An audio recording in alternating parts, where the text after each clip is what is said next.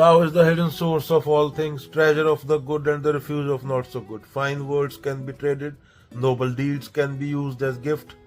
Why should one be cast aside for lacking value? क्या बोला जा रहा है हिंदी में? ताओ सब चीजों में छुपा हुआ स्रोत है, यह अच्छे लोगों का खजाना है और जो उतने अच्छे नहीं है उनका भी सहारा है। अच्छे शब्द अच्छे काम अपनी जगह है, पर ताओ में टिक जाना सबसे बड़ा उपहार है। राजा के ताज सोना चांदी रत्न सब फीके हैं और मन ताओ में टिका ना हो। सब कुछ फीका है अगर मन ताओ में टिका ना हो। पुराने लोग ताओ को क्यों मानते थे? क्योंकि ताओ से वही मिलता था जो चाहिए और वही छूट जाता था, डराता था। इसलिए संसार का यह सबसे बड़ा खजाना है। अभी अष्टवक्र गीता ले लो, उसमें राजा जनक को कहा जाता है, हे जनक, जो जान ले कि मैं सब में हूं और सब मुझ में है, उसे पाने छोड़ने का कोई सवाल ही नहीं रहता। मान लो एक छोटा सा बच्चा है अर्जुन, उसके पास दो दोस्त है। एक अच्छा पढ़ाई में टॉप करता है, सबकी मदद करता है, दूसरा शरारती होमवर्क नहीं करता, खेल खेल में किताबें फाड़ देता है। दोनों कभी कभी गिर जाते हैं, चोट लग जाती है। दोनों एक ही बुड्ढी के पास दौड़ के जाते हैं।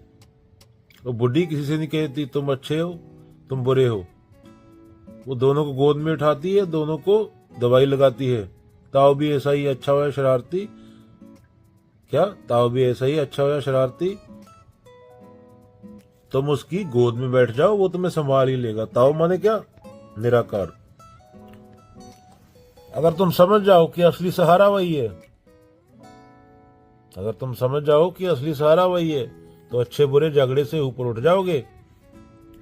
अगेन दूसरी तरह समझते हैं, क्या कह रहे हैं लाओजू? ताओ सबसे बड़ा खजाना है, अच्छे को भी सलाह देता है बुरे को भी। अब हम लोग क्या करते हैं? हम कहते हैं ये तो अच्छा बच्चा है, इसे प्यार देंगे, ये शरारती से डांटेंगे। पर ताओ सत्य या ईश्वर, उनका तरीका ऐसा नहीं है।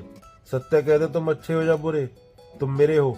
जैसे सूरज सबको बराबर रोशनी देता है, तुम अच्छे हो या बुरे, होशियार हो आलसी हो, सूरज भेद नहीं करता। समस्या कहाँ है? हम अपनी कीमत अच्छे बुरे के पैमाने पे तय कर लेते हैं।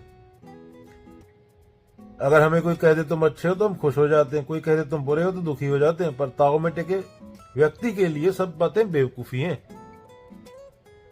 ये जो द्वैत है ये बेवकूफी है जो ताओ में टिका होता है। सत्य तो दो हो नहीं सकते, तेरा मानसिक द्वैत है पूरा।